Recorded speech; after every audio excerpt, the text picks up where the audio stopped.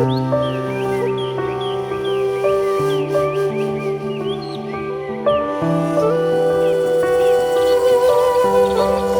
বন্ধুসকল সকলোকে স্বাগতম জনাইছো মোৰ ইউটিউব চেনেল নয়নজ্যোতি ক্ৰিয়েশ্যনলৈ আৰু বৰ্তমান মই আছো গৌৰীপুৰ ষ্টেচনত যেহেতু এইকেইদিন আমি ধুবুৰীতে আছো আজি আমি গৈ আছো কোচ বিহাৰলৈ কোচ বিহাৰত নৰনাৰায়ণৰ ৰাজপ্ৰসাদ আৰু লগতে শংকৰ আৰু মাধৱৰ দেহাবসান তাতে হৈছিল তো ভাবিছো তাতে আৰু কি দেখা পাওঁ বৰ্তমান সময় হৈছে 8টা তো ইয়াতে চাওক বতৰটো চাওক গোটেই কুঁৱলী হৈ আছে চবফালে বগা তো আমাৰ তাতে হয়তো ইমান দেৰি ৰ'দ ওলালে যদিহে বতৰটো ডাৱৰীয়া কৰা নাই তেতিয়াহ'লে তাতে ৰ'দ ওলালে কিন্তু ইয়াতে একদম বতৰ অৱস্থা আৰু ঠাণ্ডা বহুত মানে তো তাতে আৰু ঠাণ্ডা হ'ব কোচ বিহাৰত ৰেল আছে আমাৰ 8:30টাত তো ৰখি আছোঁ ৰেল অহালে তো বাকী আৰু আপোনালোকক দেখাই যাম কোচ বিহাৰলৈ কেনেকৈ যাম ক'ত কি কৰোঁ তো বৰ্তমান টিকেট লোৱা নাই টিকেট লওঁগৈ তো ব'লক কলকাতা চলো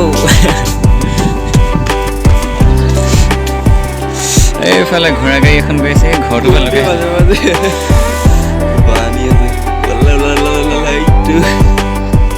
জুম কৰি দেখাই দিনত হোৱা দেখিলে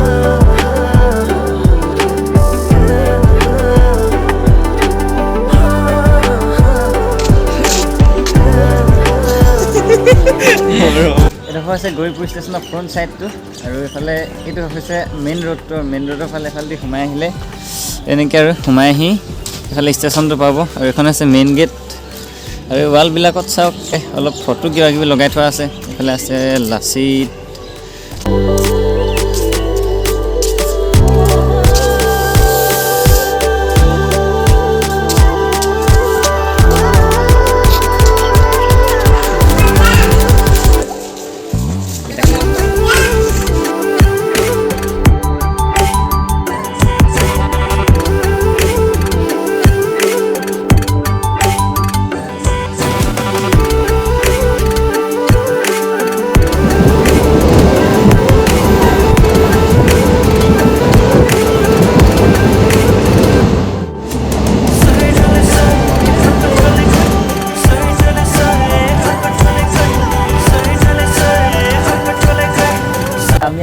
পালোহি নাজানো আৰু এইফালে চাওক খেতি সৰিয়হ খেতি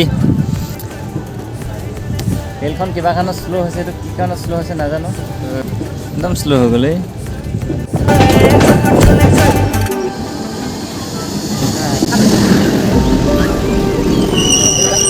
আমি ৱেষ্ট বেংগলত এণ্ট্ৰি মাৰিলোঁ এইটো হৈছে তুফানগঞ্জ ষ্টেচন আৰু মাজতে এটা ষ্টেচন আছে তাৰপিছত আমি পামগৈ কোচ বিহাৰ তো ব'লক আমাৰ লগত গৈ থাকক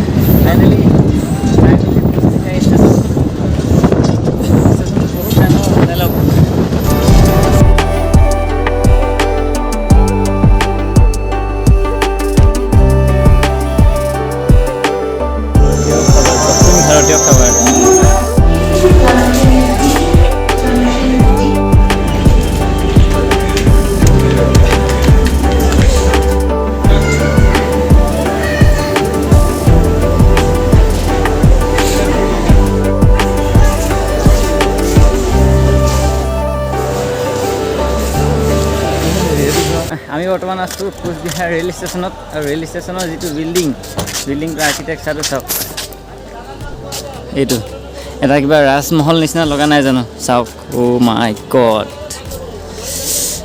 দেখাত একদম ৰাজমহল নিচিনা কিন্তু এইটো এটা ৰেল ষ্টেচন হয় ওপৰত চাওক চাইনবোৰ্ড নিউ কোচ বিহাৰ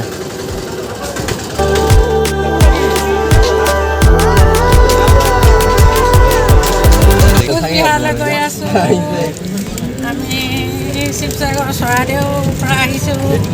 3 জানুৱাৰীৰ পৰা আমি প্ৰথমে বৃদ্ধাশ্ৰম, তাৰপিছত চিৰিয়াখানা, কলাক্ষেত্ৰ, উমানন্দ মন্দিৰ, তাৰপাছত আমি আহি পাই গ'লোঁ মেঘালয়ৰ পৰা ফুলবাৰী ব্ৰিজ, তাৰপৰা আমি আহি পাইছোঁহি কোচ বিহাৰ। বৰ্তমান আমি কোচ বিহাৰ চাবৰ কাৰণে গৈ আছোঁ, ৰিক্সা দি গৈ আছোঁ। লগত আমাৰ ইয়াত নয়ন বৰা আৰু বন্ধু আমাৰ আৰু এই আমাৰ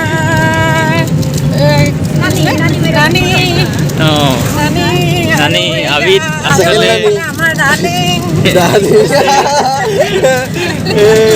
গৈ আছোঁ আৰু আমি এনেকৈ লগ হৈ আপোনালোকে আমাৰ লগত বলক।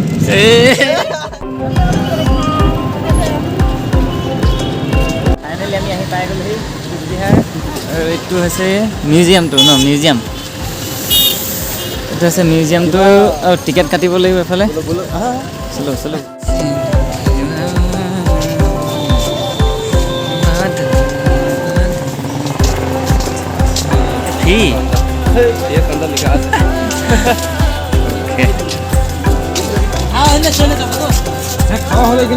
খোৱা বস্তু নিয়া মানে জিল চিল নিয়া একো এলাও নহয় বেগত। আমি চিপছ লৈ আহিছিলোঁ, তাতে খাই থৈ আহিলোঁ। এইটোৱে হৈছে মিউজিয়ামটো। ইয়াতে টিকেট কাটিব লাগিব। এটা টিকেট লৈ ল'লোঁ, দাম 25 টাকা এডাল। টিকিটগুলো হাতে হাতে নিয়ে আসবেন। টিকিটগুলো হাতে হাতে নিয়ে আসবেন। ফাইনেলি টিকেট দেখাই সোমাই আহিলোঁ। ভাল আহক মাজেদি যাম।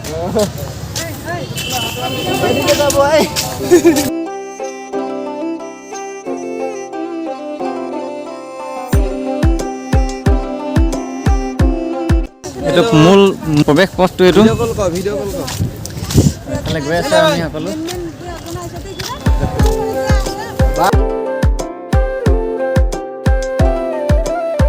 এই ৰাজমহলটো মহাৰাজা নৃপেন্দ্ৰ নাৰায়ণে 1887 চনত নিৰ্মাণ কৰিছিল আৰু তেওঁকেই সেই সময়ত কোচবিহাৰৰ মডাৰ্ণ আৰ্কিটেক্সাৰ বুলি কোৱা হৈছিল। মানে মহলটো একদম কাষ পালোহি আৰু এই মহলটো ওপৰলৈ যাব পাৰি। এই ওপৰত চাওক মানুহ উঠি আছে, তো আমিও যাম এতিয়া ওপৰলৈ। ব'লক ওপৰলৈ ব'লক। এইফালে দিয়ে যাব লাগিব ওপৰলৈ। আমি উঠিম আৰু ওপৰত এতিয়া। ব'লক।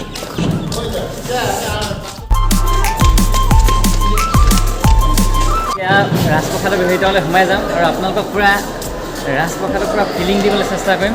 আৰু ৰাজপ্ৰসাদৰ যিটো কাৰুকাৰ্যটো চাওক একদম। ওপৰৰ এই গম্বুজটোৰ উচ্চতা হৈছে 124 ফুট অৰ্থাৎ 38 মিটাৰ। আৰু এই গম্বুজটো ইউৰোপীয়ান ষ্টাইলত সজোৱা হৈছিল। এই হলটোৰ লগতে বিভিন্ন কোঠা যেনে dining hall, library, bedroom, ladies gallery, audience room আদিও বেলেগ বেলেগকৈ নিৰ্মাণ কৰিছিল। আৰু বৰ্তমান মহলটোৰ কোঠাবিলাকত পুৰণি বস্তুবিলাক সংৰক্ষণ কৰি মিউজিয়ামলৈ ৰূপান্তৰিত কৰা হৈছে।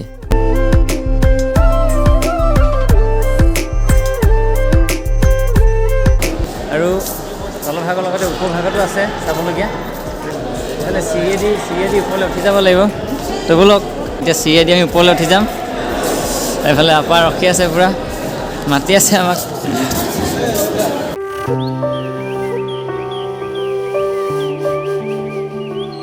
আমি যিডাল চিৰি উঠি আহিছে, এই চিৰিডাল হৈছে কাঠৰ। এনেই নৰ্মেল ঘৰবিলাকত পকা চিৰি থাকে, কিন্তু আগৰ যেতিয়া পূৰা একদম কাঠৰ। এইবিলাক চাওক।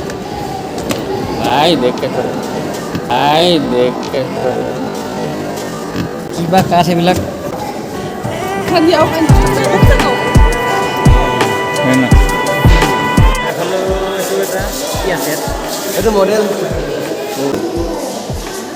সম্পূৰ্ণ মহলটো বাঁহে বনাই ইয়াত সজাই থোৱা আছে। এখন ৰজা বহা চকী, এখন চোফা বহা আসনখন এখন আছে। ৰজা বহা এখন। আৰু ইয়াতে হেনা পদক। আগতে হেনাবিলাকে যদি এতিয়া ভাল কাম কৰে তেতিয়া এইবিলাক পদকবিলাক দিছিলে চাগে। নক্সাদাৰ চামুচ আছে ৰজা দিনৰ চিঠি চাওক কি কি আখৰ লিখিছিলে ইংৰাজী ও মাই গড আগতে ইয়াত ইংৰাজী ভাষা চলিছিল কাৰণ এইবিলাক যিবিলাক চিঠি পইচা পানী দিছিলে বাহিৰৰ গিভিং ইয়ৰ লভিং ছান জিত ফানগাৰ স্কুল হান্স চিঠিবিলাক এইবিলাক মুদ্ৰা তৈয়াৰী লোহৰ চাঁচ মাই গড আঙঠিকেইটা চোৱা না এই ৰাজমহলটোৰ ওপৰৰ পৰা তলৰ ভিউটো দেখাই দিওঁ চাওক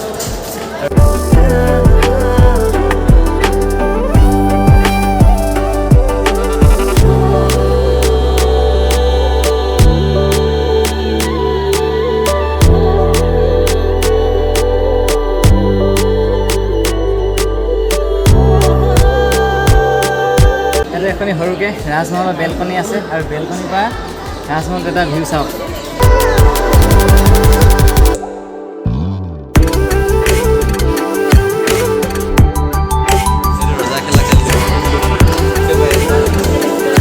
মহাৰাজা যোগেন্দ্ৰ নাৰায়ণ বাইছ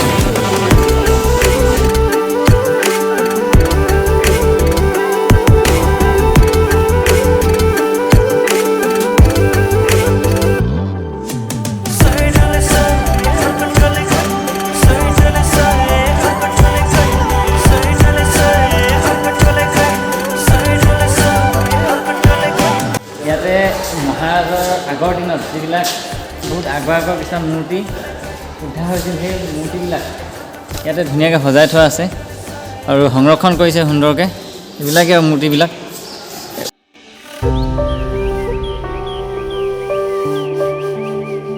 ফাইনেলি মহলটোৰ পৰা ওলাই আহিলোঁ আৰু এতিয়া এইফালে আৰু যামগৈ আৰু এইফালেদি ৰাস্তা আছে এইফালে এইটো পুখুৰী আৰু এইফালে এখন মুকলিকৈ ঠাই দিছে তাত বহিবলৈ মানুহ জীয়াবলৈ বুলি গছ গছনি ৰুই ফুল ৰুই ধুনীয়াকৈ সজাই দিছে এইফালে ষ্টেচনত মানে আমাৰ ৰেল 5টাত আছে কি কৰিম আৰু এতিয়া এইফালে ষ্টেচনটোকে উঠা নমা কৰি আছোঁ এবাৰ উঠিছোঁ এবাৰ নামিছোঁ অকল লিফ্ট ল'লে নামেনি চামগৈ লিফ্টত উঠা নমা কৰিম আজি এইটো আকৌ গ'লেই আকৌ নামিছে আকৌ উঠি আহিব ৰ'বা স্কেলেটৰ চালোঁ এবাৰ আমি লিফ্ট চাম লিফ্ট আমি এতিয়া লিফ্টত উঠিম লিফ্ট এইটো 1 নম্বৰতে আছে ওপৰতে আছে তললৈ মাৰি দিয়া চলো তো এতিয়া লিফ্টত সোমালোঁ যাম আৰু লগে লগে ওপৰলৈ আহিমেই আকৌ যাওঁ লগে লগে ওৱান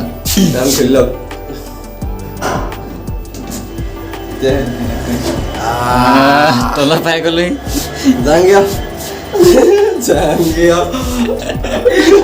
যাম এতিয়া আকৌ পাই গ'লো সেইফালে ওপৰ